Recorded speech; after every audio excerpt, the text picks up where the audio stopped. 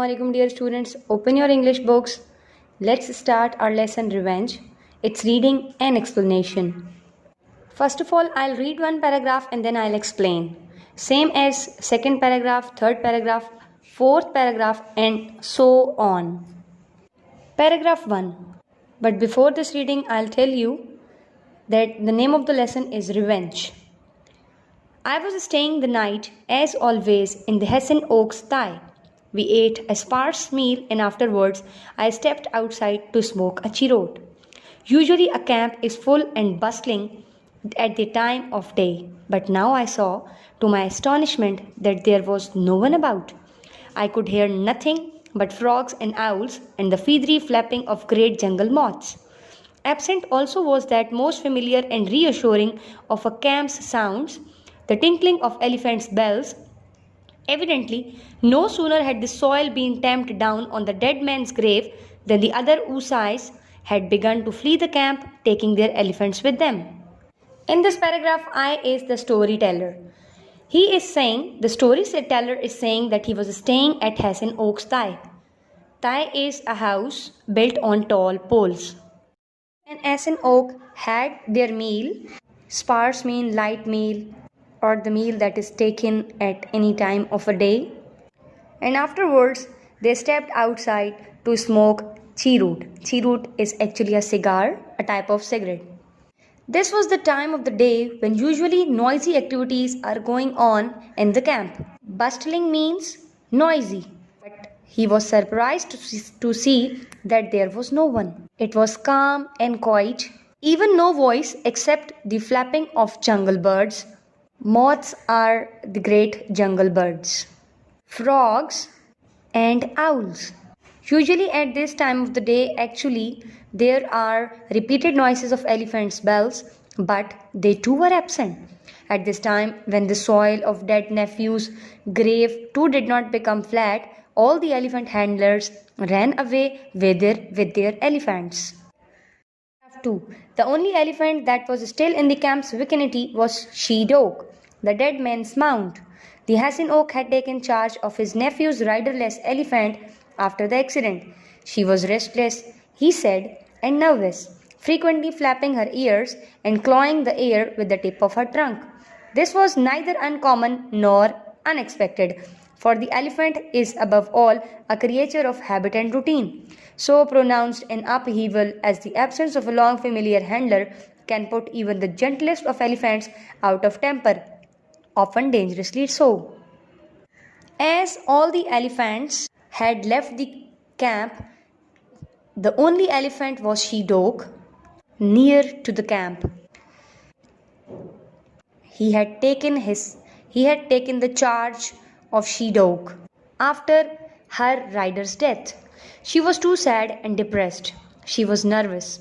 Due to her depression, she was continuously flapping her ears and tearing the soil with her trunk. Though it is a routine of an elephant, but the absence of an elephant's familiar handler for a long time can make the gentlest elephant a dangerous one. Upheaval means great change. 3. This being the case, the Hessian Oak had decided not to allow she-dog to forage through the night, as was the rule. Instead, he had led her to a clearing some half-miles distance from the camp and supplied her with a great pile of succulent treetop branches. Then he had tethered her securely between two immense and immovable trees. To be doubly sure of keeping her bound, he had used not the usual lightweight fetters with which elephants are shackled at night, but the heavy iron towing chains that are employed in the harnessing of logs. This, he said, was a precaution. Noticing the change in elephants' behavior, Hessian Oak had decided not to leave she-dog in jungle at night for grazing. Forage means graze. Succulent treetop branches means juicy branches of tree. Tethered means to tie. Immense means very big. Fetters are actually chains, and shackled means to tie. Instead, he tied her between two immovable and big trees with chains which are commonly used to tie a pile of logs. Provided her with juicy branches so that she could not go anywhere. to eat. Actually, he was scared that she might cause any danger. He did all this for safety. Precaution means safety. Paragraph 4. A precaution against what? I asked. He gave me a sidelong glance and said in a soft, slippery voice, just a precaution. There now remained in the camp only the Hessian oak and me, and of course Hacken and his tie. It had not rained much through the day, but with the approach of evening clouds had begun to mass in the sky, and by the time I blew my lamp out and rolled out my mat, there was not a star to be seen. Soon the storm broke. Rain came pouring down, and thunder went pealing back and forth across the valleys. I had been asleep perhaps an hour or two when I was woken by a trickle of water leaking through the bamboo roof. Now its explanation. The storyteller asked Hessian Oak that safety against what? He looked at the storyteller for a moment and replied in a slow voice that just a precaution. In camp now there was Hessian Oak and storyteller and of course Hacken in his tie. It didn't rain throughout the day, but as evening fell and storyteller blew his lamp and lay down on his mat, there was no star in the sky. Soon after there was a storm, and it was raining like cats and dogs. It was not just a storm, but thunderstorm.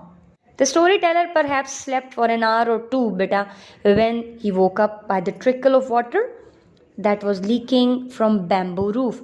Trickle means slow movement or dripping of water. Back and forth means from one place to another and back again. Pealing in this paragraph means the sound made by a thunder. Bamboo roof is actually a roof which is made with the help of bamboos.